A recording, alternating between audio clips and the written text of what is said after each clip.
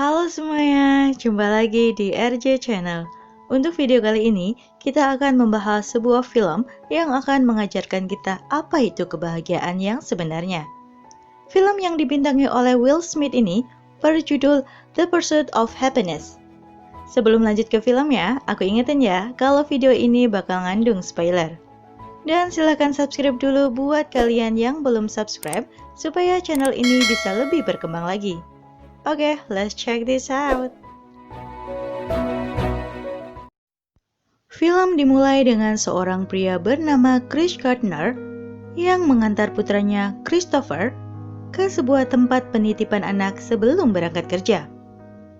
Lalu pada saat Chris menunggu bus, ada seorang pria yang mengira barang yang dibawanya adalah sebuah mesin waktu.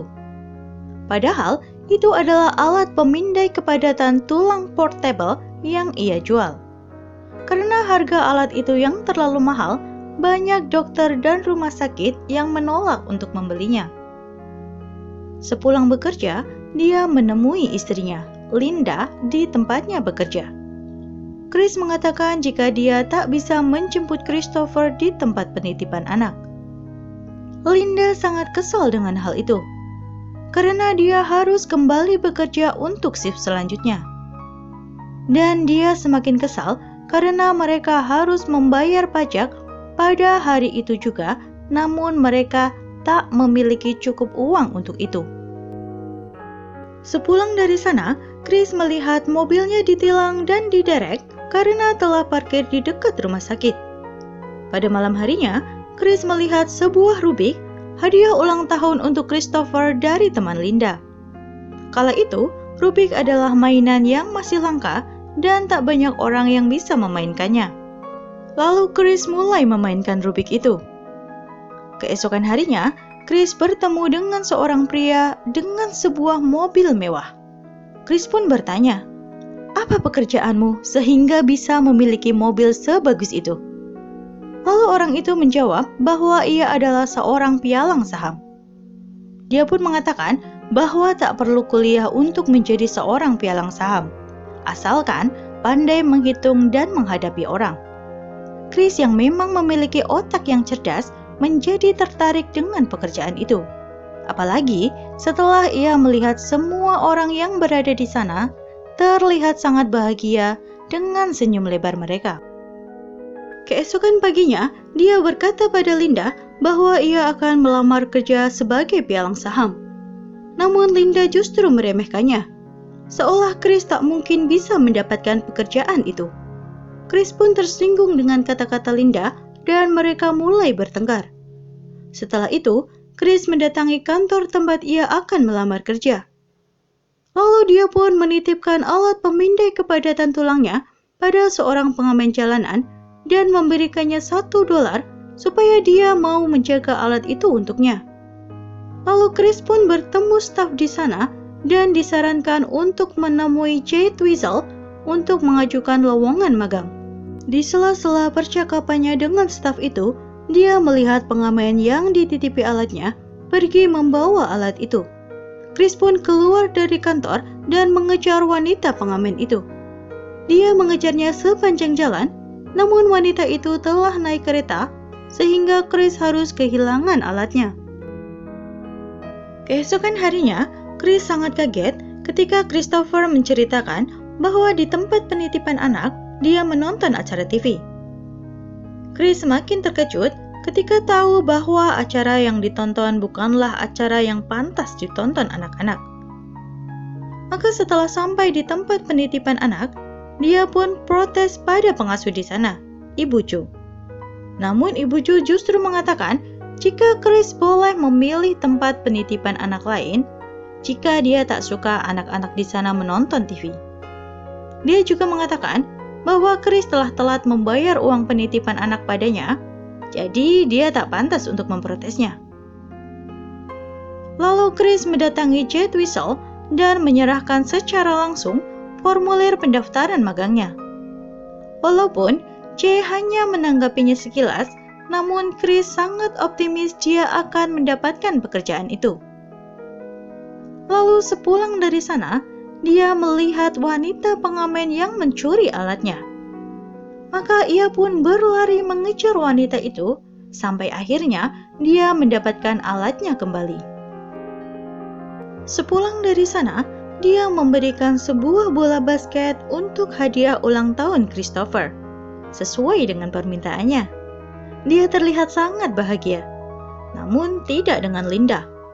Lalu mereka mulai bertengkar kembali karena Linda kembali bersikap merendahkan Chris. Keesokan harinya, Chris kembali menemui Jay Twistle dan dia bahkan ikut dengan Jay menumpang sebuah taksi agar bisa berbicara dengannya dan mendapatkan pekerjaan. Di tengah jalan, dia terus bercerita untuk mendapatkan perhatian Jay. Namun Jay asik memainkan Rubik yang tak dapat ia selesaikan. Lalu Chris mengatakan bahwa dia bisa menyelesaikan Rubik itu. Jay tentu saja tak mempercayainya. Namun Chris akhirnya dapat membuktikannya setelah mencoba memainkannya sebentar. Jay pun sangat terkesan dengan Chris. Namun, sampai pada akhirnya dia telah sampai di tujuannya, Jay bahkan tak membahas tentang pekerjaan yang dilamar Chris sama sekali. Setelah itu, Chris kembali ke tempatnya semula. Di tengah perjalanan, dia melihat argo taksi yang terus berjalan, sementara ia tak memiliki uang yang cukup untuk membayar. Maka akhirnya ia memutuskan untuk turun dan lari dari taksi itu. Sopir taksi pun mengejarnya sepanjang jalan. Bahkan ia mengejarnya sampai ke stasiun kereta. Saat Chris memasuki kereta, salah satu tangannya yang memegang alat terjepit pintu kereta dan dia harus merelakan alatnya terjatuh di stasiun. Lalu Chris pun menelpon Linda. Namun Linda justru mengatakan bahwa ia akan pergi dan ia akan membawa Christopher bersamanya. Chris berusaha menenangkan Linda, namun Linda tak mau merubah keputusannya. Ketika Chris kembali ke rumah, Linda dan Christopher telah pergi dari sana. Chris sangat kebingungan. Di tengah kebingungannya, telepon rumah itu tiba-tiba berdering. Ternyata Jay yang menelponnya dan dia ingin Chris datang besok lusa untuk melakukan wawancara. Lalu keesokan paginya, Chris bertemu dengan Linda di tempat penitipan anak dan dia memarahi Linda yang membawa Christopher tanpa seizinnya. Setelah bertengkar di jalan, Chris mengatakan bahwa Linda boleh pergi, tapi Christopher akan tetap bersamanya. Dan dia pun membawa Christopher pulang dengannya. Ketika berada di rumah, pemilik tempat menagih uang sewa. Namun Chris tak memiliki uang itu dan lalu pemilik sewa memberi waktu seminggu. Namun Chris harus mengecat rumahnya sendiri tanpa bantuan pemilik rumah. Ketika Chris sedang mengecat rumahnya, tiba-tiba polisi datang dan menjemputnya ke kantor polisi. Chris diharuskan membayar semua denda tilang mobilnya. Namun Chris tak memiliki uang untuk membayarnya. Dan polisi mengharuskannya tetap di kantor polisi sampai semua masalah itu selesai. Padahal Chris harus menghadiri wawancara besok pada pukul 10.15. Dan dia juga harus menjemput anaknya. Namun polisi bersikeras jika Chris harus menginap di sana sampai besok pagi pukul 9.30. Chris mau tak mau harus menelpon Linda agar bisa merawat Christopher malam ini. Keesokan paginya, setelah keluar dari kantor polisi, Chris bergegas ke kantor pialang saham Dean Witter untuk melakukan interview. Bahkan ia tak sempat berganti baju. Lalu ketika namanya dipanggil, dia pun jujur bahwa ia baru saja keluar dari kantor polisi karena tak mampu membayar uang tilang. Dan dia pun tak sempat berganti baju. Namun kejujurannya justru membuatnya diterima mengikuti magang di sana setelah beberapa jawaban pertanyaan yang bagus juga darinya. Namun setelah keluar dari ruangan itu, Chris baru sadar bahwa pekerjaan magang selama 6 bulan itu tak diberi gaji sepeser pun. Dan hanya 1 orang dari 20 pekerja magang yang akan benar-benar diterima bekerja di sana. Hal ini membuatnya menjadi tak yakin. Lalu Jay sedikit kesal karena dialah yang telah merekomendasikan Chris ke atasannya. Lalu pada malam harinya, saat Linda mengantar Christopher, dia mengatakan bahwa ia akan pergi ke New York untuk bekerja di sebuah restoran. Dan Chris tak mampu mencegahnya. Dia hanya mengatakan jika Christopher akan tinggal bersamanya. Lalu Linda pun menyetujuinya. Lalu sambil menangis, dia pun pergi dari sana. Setelah itu, dia dan Christopher pindah dari rumahnya ke sebuah motel supaya bisa menghemat uang. Lalu pada hari Sabtu, dia mengajak Christopher untuk bermain basket. Dan Chris mengatakan pada Christopher bahwa dia harus mempunyai mimpi yang tinggi dan harus melindungi mimpi itu. Dia tak boleh membiarkan orang lain meremehkan mimpinya, bahkan jika orang itu adalah dia, ayahnya sendiri. Lalu pada hari-hari selanjutnya, dia belajar dengan tekun pada program magangnya. Dia berusaha untuk bekerja cepat dan terus menghubungi calon-calon klien yang ada di daftarnya.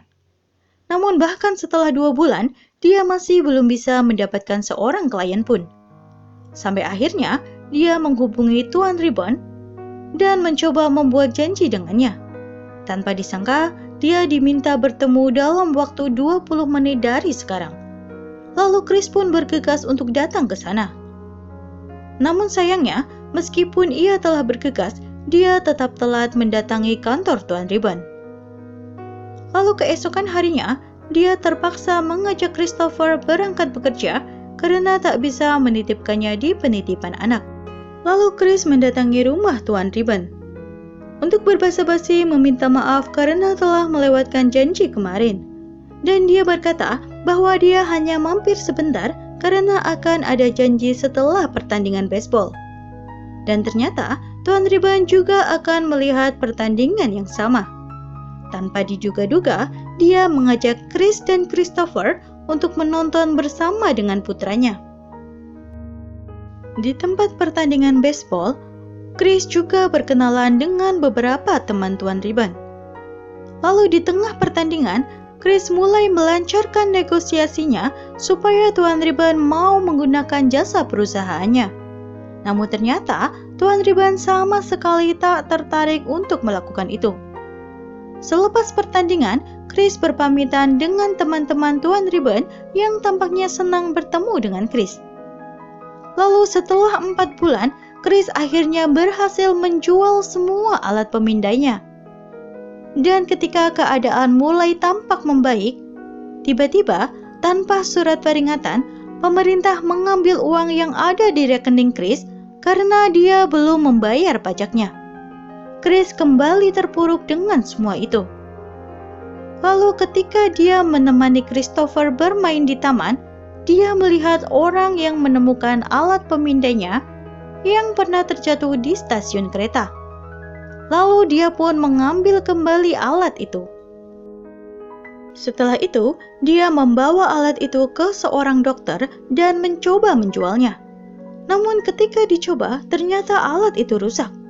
Chris berusaha memperbaikinya, namun belum bisa melakukannya saat itu. Sekembali dari sana, ternyata pemilik motel telah mengeluarkan semua barang-barangnya karena dia telah telat membayar uang sewa kamar. Lalu Chris pun membawa Christopher ke stasiun kereta api dan mereka tidur di dalam toilet yang sangat sempit dan dingin. Di sana Chris tak mampu menahan tangisnya.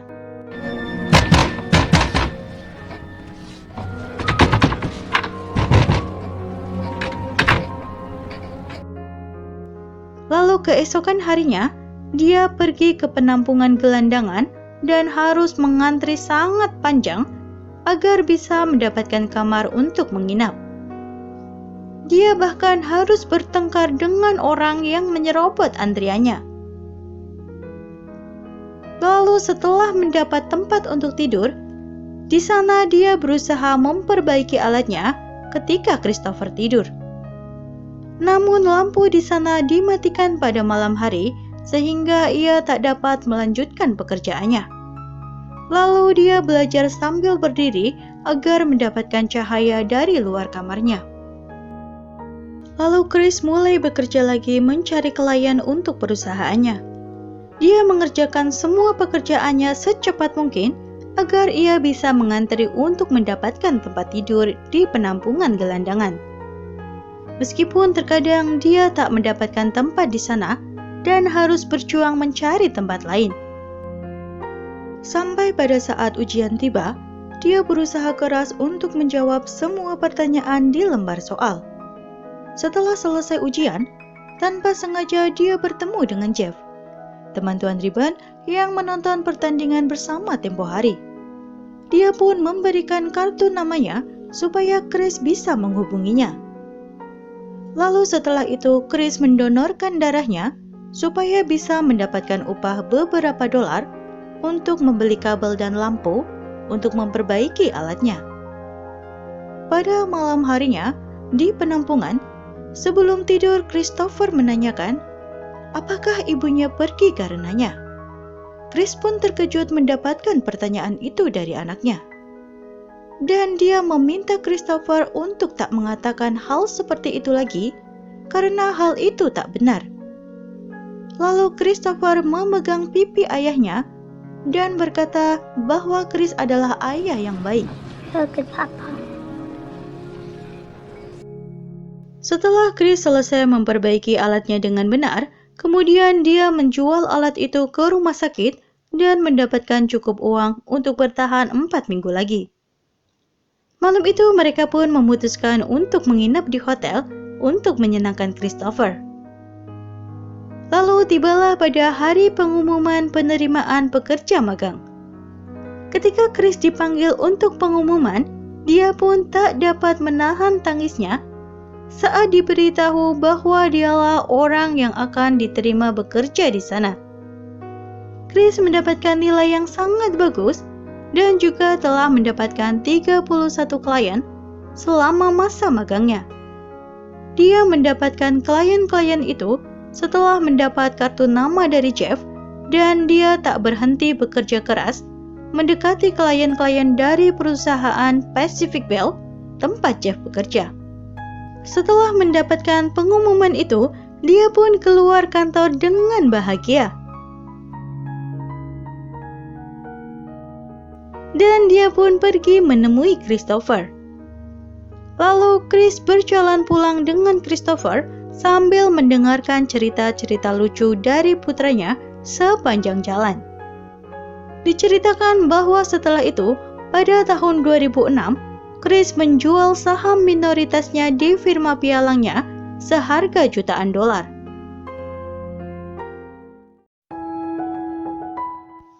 Banyak hal yang bisa kita ambil dari film ini. Kegigihan, usaha, dan kerja keras takkan pernah mengkhianati hasil. Meskipun prosesnya panjang, jalannya sulit, namun jika kita mau berusaha, Tuhan tak akan menutup mata. Oke, sampai di sini video kali ini. Mohon maaf jika ada kekurangan dan kesalahan. Jangan lupa like, comment, dan subscribe. See you when I see you. Bye!